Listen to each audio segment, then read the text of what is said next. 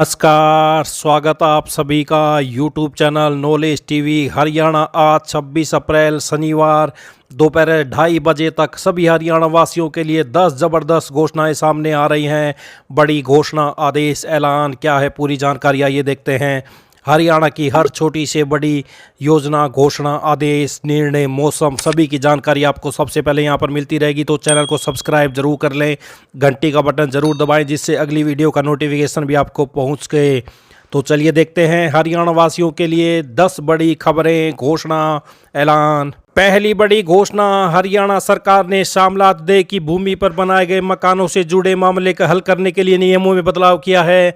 यदि किसी ग्रामीण ने 31 मार्च 2004 से पहले 500 वर्ग गज तक की भूमि पर मकान बनाया हुआ है तो वह उस समय के कलेक्टर रेट की 1.5 गुना कीमत देकर उसका मालिक बन सकता है, मगर वह भूमि किसी तालाब, रास्ते या अन्य किसी महत्वपूर्ण उपयोग के लिए आरक्षित न हो। इस संबंध में सरकार द्वारा अधिसूचना जारी की गई है। सरकार के प्रवक्ता के मुताबिक कब्जा 500 वर्ग गज से अधिक भूमि पर नहीं होना चाहिए और खुला क्षेत्र निर्मित क्षेत्र के 25% से अधिक नहीं होना चाहिए। ऐसे आवेदन पत्र पर ग्राम पंचायत व ग्राम सभा से प्रस्ताव पारित होने के बाद इसे खंड विकास एवं पंचायत अधिकारी व उपायुक्त के माध्यम से पंचायत विभाग के महानिदेशक को प्रस्ताव भेजा जाएगा। स्वीकृति मिलने के बाद ग्राम पंचायत आवेदक के पक्ष में भूमि का बिक्रीनामा तहसील में रजिस्टर्ड करवाया जा सकता है। 1.5 गुना कलेक्टर रेट दें और शामलात भूमि पर कब्जा लें।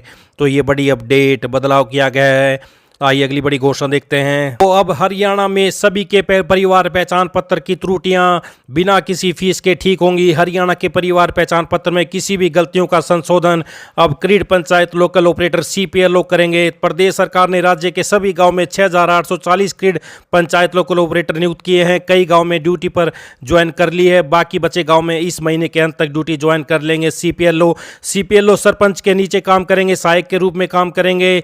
तो यह किसी भी प्रकार की आपसे शुल्क नहीं लेंगे। ग्रामीणों को सेवाएं देने के बदले में पंचायत ऑपरेटर किसी तरह का शुल्क भी नहीं लेंगे। तो हर CPLO सरपंच के अंडर काम करेगा। तो सभी प्रकार के फार्म, सरकारी योजना, सभी प्रकार के डाउनलोड फार्म भरने में आपकी मदद करेगा बिना किसी शुल्क के CPLO। तो परिवार पहचान पत्रों की त्रुटियां आप दूर करेंगे। पंचायत ऑपरेटर सरकारी योजनाओं के फार्म भी भरेंगे। तो 6840 रुपये मिलते हैं लोकल ऑपरेटर को, क्रेड लोकल ऑपरेटर को। तो राज्य सरकार ने हर गांव के लिए एक क्रेड लोकल ऑपरेटर नियुक्त किया हुआ है 6840 गांव में। तो ये बड़ी अपडेट, अब सभी के परिवार पहचान पत्र से संबंधित शिकायतें वहां पर ठीक करवा सकते हैं। आइए अगली बड़ी घोषणा देखते हैं। प्रदेश में पिछले दिनों आग लगने से जिन किसानों की फसल जलकर राख हो गई थी उनकी रिपोर्ट तैयार कर CM नायब सैनिक को भेज दी है। सरकार पहले ही निर्देश दे चुकी है कि किसान संबंधित DC को भी बता सकते हैं। तो 15 मई के बाद किसानों को जली हुई फसलों का मुआवजा मिलेगा। संभावना यह है सरकार पहले यह वेरीफाई कराएगी कि जिन किसानों ने जली फसल के लिए पोर्टल पर मुआवजे के लिए आवेदन किया है उनकी फसल जली है या नहीं।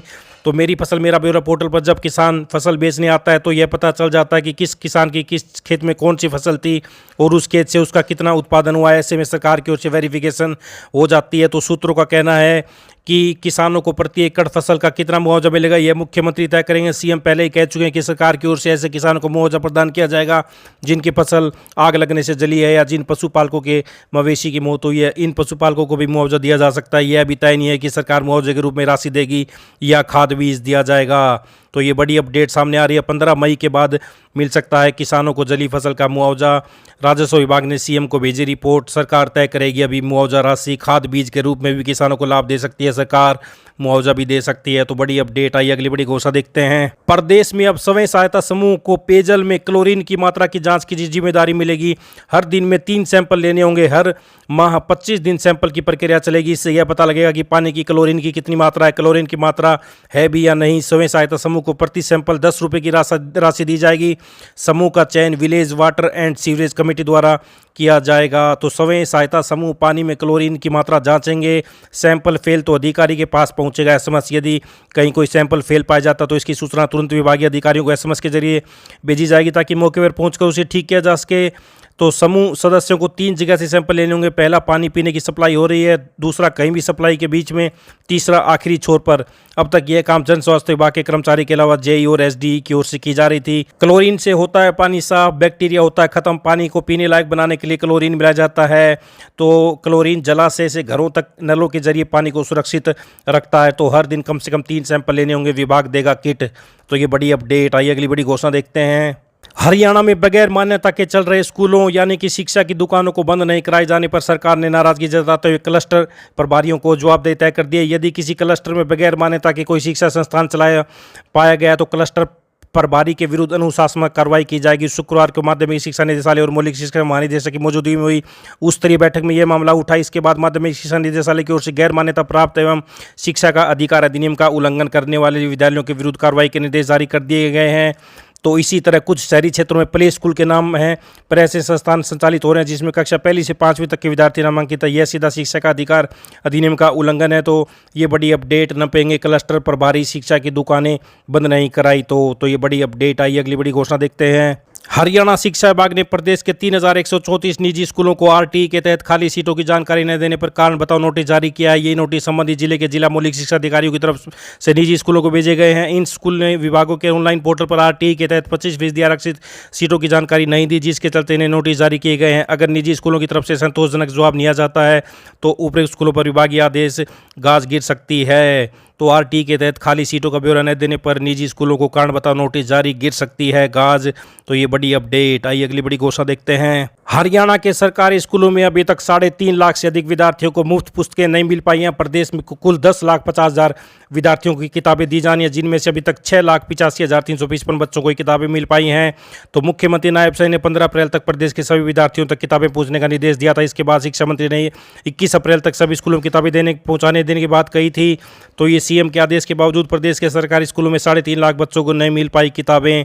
तो ये बड़ी अपडेट सामने आ रही है। हरियाणा से कक्षावार इतने बच्चों को नहीं मिली किताबें। तो आप देख सकते हैं पहली, दूसरी, तीसरी कुल विद्यार्थी जिन्हें किताबें दी जानी है, किताबें नहीं मिल पाई कितने विद्यार्थियों को। तो आप ये पूरी सूची देख सकते हैं कक्षावार। तो ये बड़ी अपडेट। आइए अगली बड़ी घोषणा देखते हैं। हरियाणा में 3 दिन लू का प्रकोप रहेगा। हरियाणा तपेगा लू में। 30 अप्रैल को हरियाणा में आंधी वर्षा का अनुमान है। मौसम विभाग के अनुसार उत्तर पश्चिम भारत के मैदानी इलाकों में 29 अप्रैल तक और पूर्वी एवं मध्य भारत में 26 अप्रैल तक लू की स्थिति बनी। 30 अप्रैल को पंजाब एवं हरियाणा में कई स्थानों पर आंधी वर्षा का अनुमान है।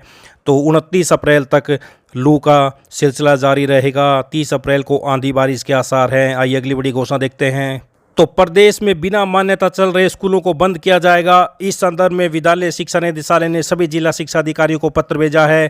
कहा कि कुछ जिलों में स्कूल बिना मान्यता के चल रहे हैं। कुछ शहरों में प्ले स्कूल के नाम पर ऐसे संस्थान चल रहे हैं जिनमें पहली से 5वीं कक्षा तक विद्यार्थी नामांकित है।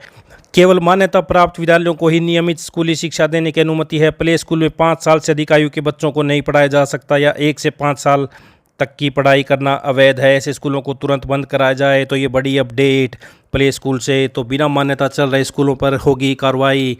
तो ये हरियाणा वासियों के लिए आज दोपहर 2:30 बजे तक बड़ी खबरें, घोषणा, ऐलान। हरियाणा की हर छोटी से बड़ी जानकारी के लिए सब्सक्राइब जरूर कर लें।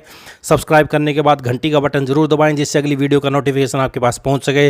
घंटी का बटन नहीं दबाएं तो आपको नहीं पता चलेगा अगली वीडियो कब पोस्ट की गई है। तो चैनल को सब्सक्राइब जरूर करें। इस वीडियो को ज़्यादा से ज़्यादा लाइक करें, सब्सक्राइब करें, कमेंट करें ताकि अधिक से अधिक लोगों के पास यह जानकारी पहुँच सके।